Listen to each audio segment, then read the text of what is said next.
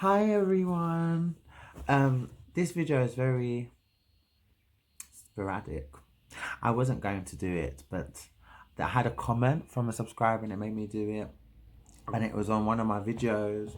I'm talking about is being black a setback. And it's just, I don't know, her comment was very heartfelt for me. She said that she's had years of being optimistic and she's just got to the point where she doesn't really believe that she's going to be married with kids and she feels unwanted. And I just took a step back because I couldn't really answer it then. And then I answered it. And I was like, you're beautiful, you know. You need to put that love into yourself and make yourself. Don't ever allow the lack of somebody, the lack of having this, the lack of not being able to do that, make you feel inadequate as a person, because you should know yourself that you're more than enough. And anybody that comes into your life is going to be the most luckiest person ever to have such an amazing person. And if people can't realize that, it's okay. You know, I feel like before I hit 30, my nan died, yeah, and she was single for 53 years. And I was so scared because she was single from when she was 30. And I thought to myself, I had this fear. I was like, oh my God, when I reach 30, I'm going to be so scared. Like, I don't want to reach 30. And if my nan was single all those years, imagine me. I want to be single for 53 years. And then I remembered, like, my nan lived her best fucking life. She was flying from here to there. Every year she was going away multiple times, all the time. And she was just such a God-fearing woman. She was a good woman, a kind woman.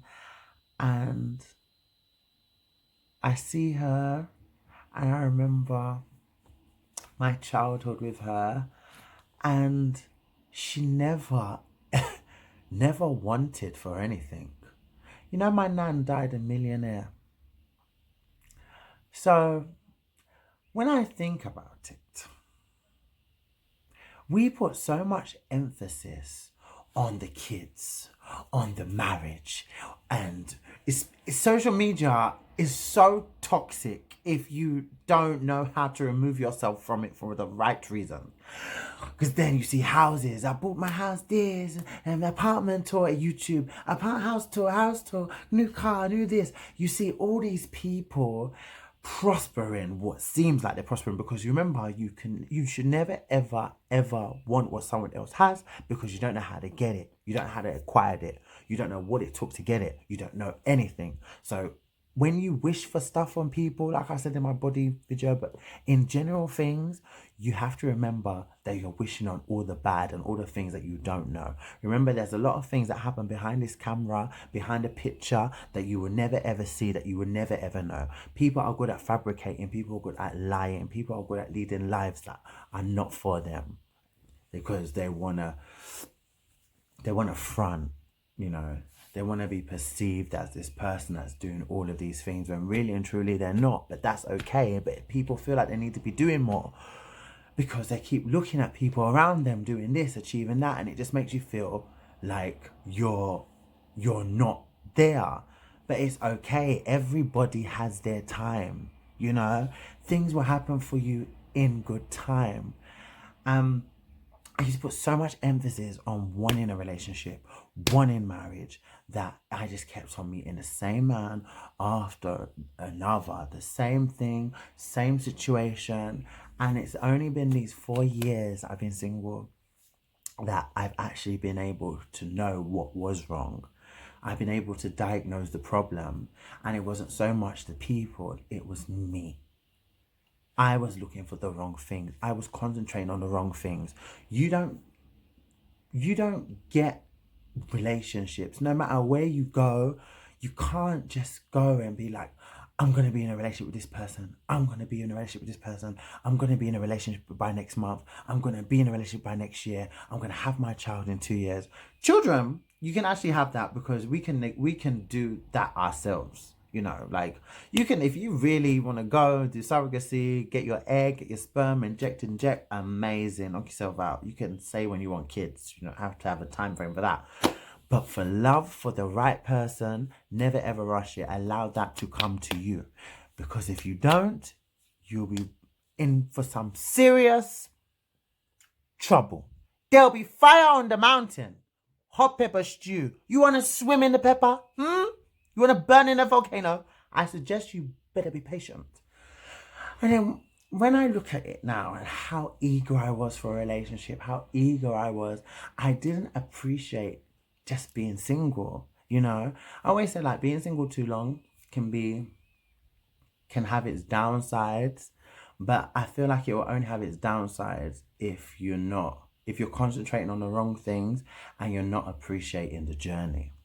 So now if you're appreciating the journey, when you're appreciating the journey and you're appreciating life and you're just living, you will automatically become a better person from the things that you're doing, from the things that you're seeing. It's growth, you know, and you're learning more, you're experiencing more, and it just makes you even more whole to be with someone. I feel like you need to get to a place in life where you know that you're sufficient enough for yourself. And it's very hard to get to that place when you're the only person that you have to make you realize that. So I'm very thankful that I've been able to diagnose the problem, what it was, and know how I'm maneuvering forward. Because not only does it make me do better, see better, be better, want better, I know what I deserve. So before I used to find being single daunting, but now it's about, you know what, you be the luckiest person to be in my life. Yes, it's done the days where I'm offering myself to you, like take me. No, you need to prove why you deserve to be here. You need to prove why you deserve my love. You need to make me feel like you are capable of receiving my love and that you can give it back. A lot of people like taking and not giving. A lot of people like expecting with nothing to offer. Can you love me? If you cannot, then be gone. I'd rather be single like my nan for 53 years, travel the world like she did, accumulate wealth like she did, die a happy person like she did, content knowing that she was a good woman, than be here, wanting to be in relationship after relationship, going from this flop to this flop, to this one to this one. You know, every time you're with someone, you're given aspects of yourself that you can't get back, right? I can't keep rebuilding myself. Soon there'll be nothing to build. There'll be a Lego house with no Lego. Oh yeah, my God. Giving you here, giving you a bit of junior here, hey man. Do you know how long it took me to get to this point with my own self? Imagine if I was still dating, going. No, you need to prove why you're worthy of being here. I'll leave it up to God.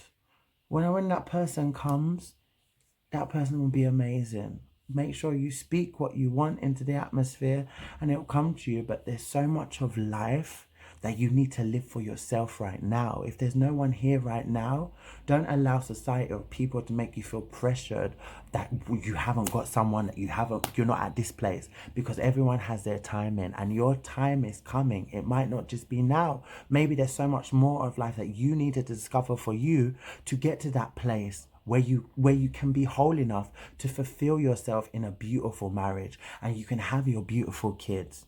You never know. Maybe you need to be living your passions and that will be your reward at the end of it. There's a lot of things that we need to be doing for ourselves that we get sidetracked in doing just because we feel like we have to do this or we have to do that because someone's doing this. No, live and let things happen. You know? And now to the next part of this video. How much minutes? All right, 9. I'm trying not to be too long because this man, I can't talk from here to here. So, next part. Let's talk about skin.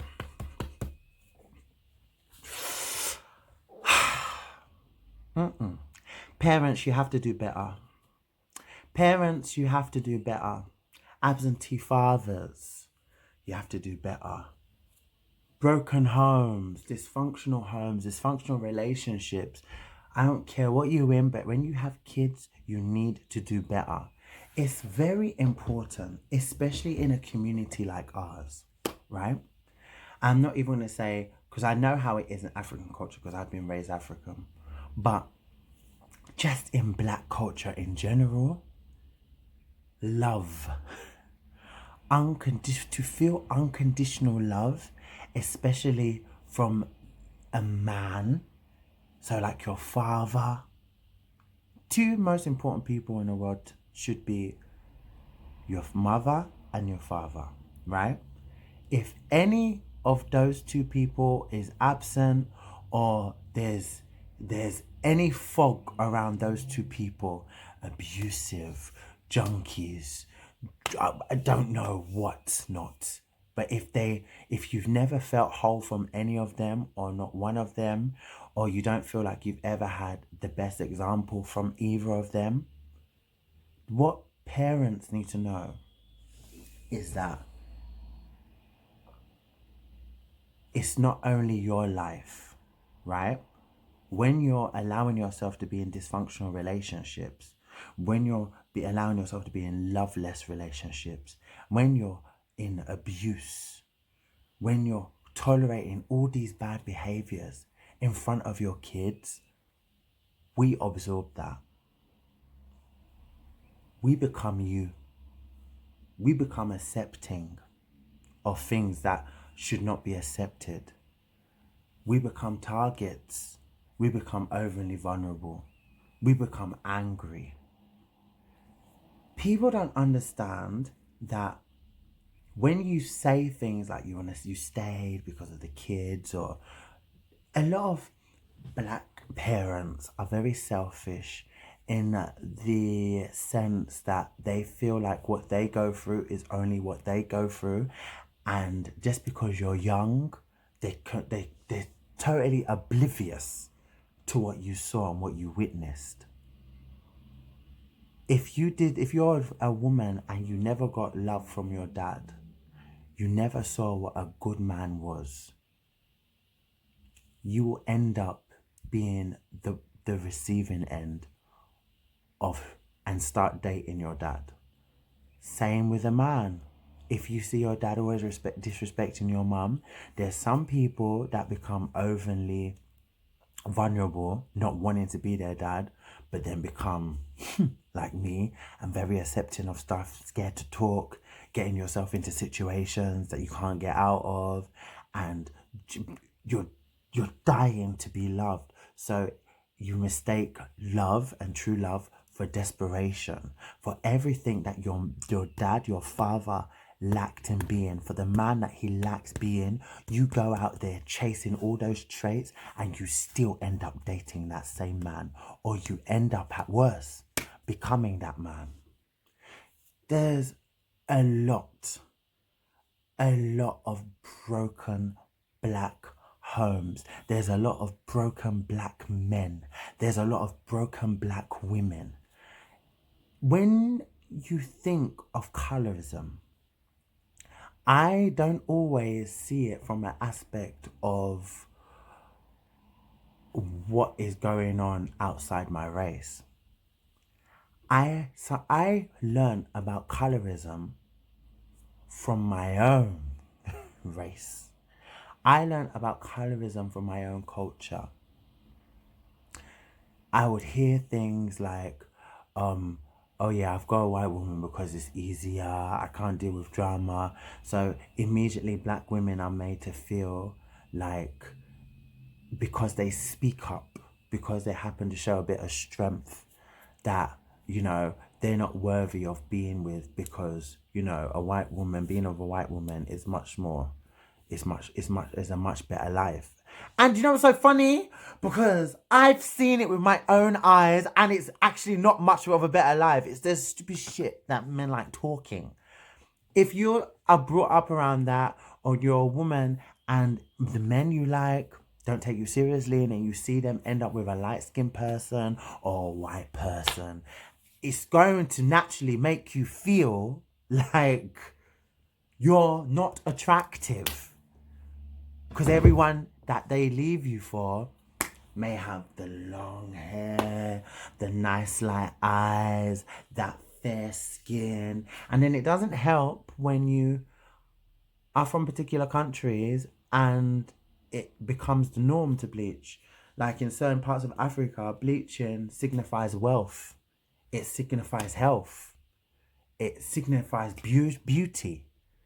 So there's so much surrounding that. So I couldn't explain all of that in a comment, because with age, I've got to understand so much. The more I learn about myself, the more I educate myself, the more I think about things,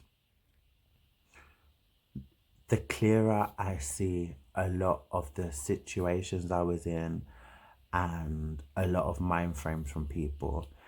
And everything starts from somewhere. I always feel like the first people that you learn love from and how to love, and the first people you ever fall in love with, is your parents, you know?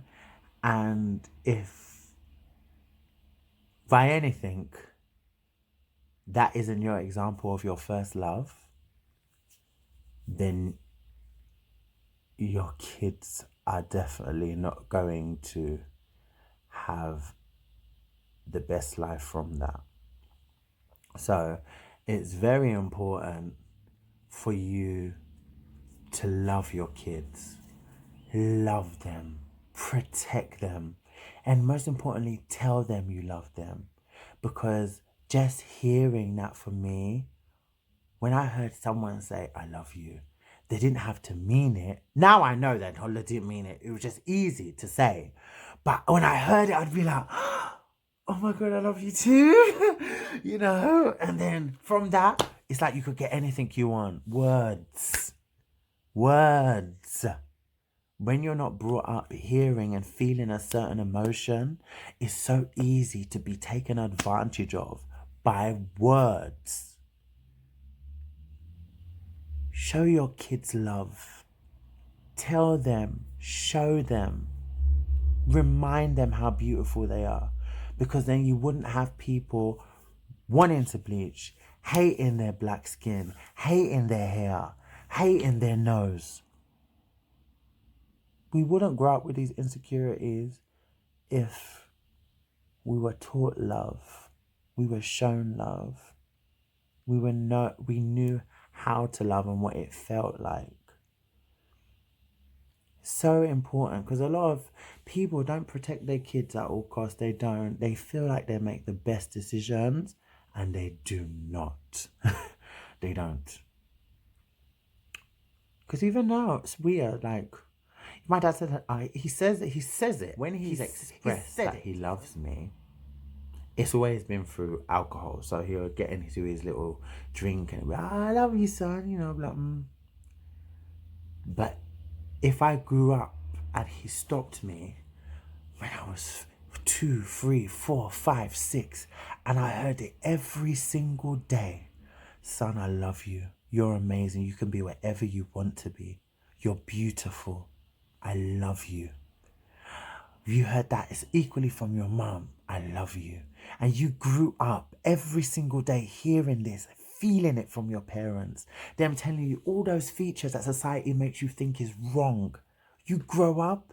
Do you know how strong you would be? How strong-minded, how strong-willed you would be? Listen, I may not be a parent, but I'm a product of a broken home. So when I say this, I'm saying it out loud.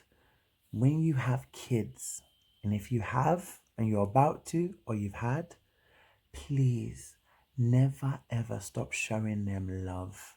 Never ever stop telling them you love them, because it can make a world of difference. It will make a world of difference. A lot of people don't grow up knowing that. A lot of people don't grow up hearing that. and it causes a lot of trouble. Why do you think we're not united as a society, you know? I do think that's a lot of reasons, to be honest. People have this stupid thing of feeling like tough love is the best love, and it's not. I hate it. Teaching your son you can't cry if you're a man. Every day changing rules for how a black man needs to act in society, what he should do, what he shouldn't be doing, how he should be. Ha! My God! More about just loving people, appreciating people. Huh? It's very important. Because then I felt like that woman before, you know? I felt like her, where I felt like I was unwanted. I didn't feel attractive because of my skin tone. But I had to work on me and I had to fall in love with me. I'm everything.